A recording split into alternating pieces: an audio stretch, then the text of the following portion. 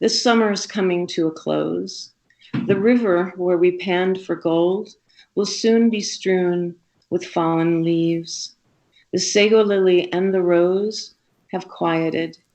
Today it seems that all the world is gentling. We have let go of clutching things. From here we watch the seasons come and go with a surprising ease. It isn't that we've bested fear or that we never wake and know, in spite of love, we die alone. It is enough to fall in love and watch the world unfold. Yeah, beautiful sonnet, The Nature of It All by Wendy Videlock.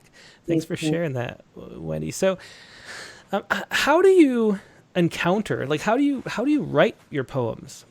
Being that, I've been trying to write for our open mic later, which everybody, if you're new, there's an open mic afterward. I've been trying to write in your styles because they're shorter usually.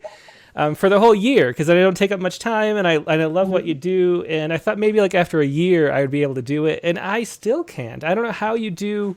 And I was trying to think of it today, like what the problem is. And the problem in my head is I sort of get like stuck in the rut of a rhythm if I'm doing a short rhythmic poem like that. And you have a way of like breaking out and making it feel not as regular. And I just was thinking about this today. But how do you go about writing the poems that you do, where they're so concise? Like do they start big and then you narrow them down into how concise they are, or do they come out like whole? How do you do that?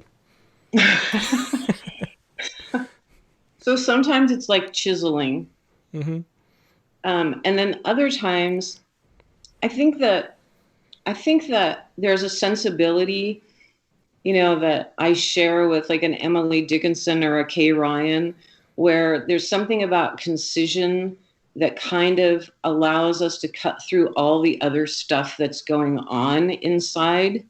You know what I'm saying?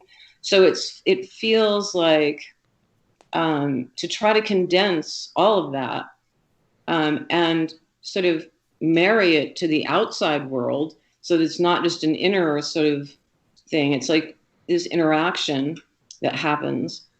And sometimes I think that, by playing with the meters, like people think that the meter means you set a pattern and you keep it, but the whole idea is to break it, because once you've got an expectation, then you've got all this sort of fertile soil from which to shift the emotion and the register and all of that. So really, meter is meant to be broken. We call those substitutions, but when you play with it like that, once the ear has decided it might go one way and you sort of interrupt it. The most famous modern example of this is Adele. That song, Someone Like You or something like that. It's the one that SNL did a thing where everybody just weeps when they hear this song. And, scientists had been studying that. Like, why is it that this particular moment in this song has this powerful effect?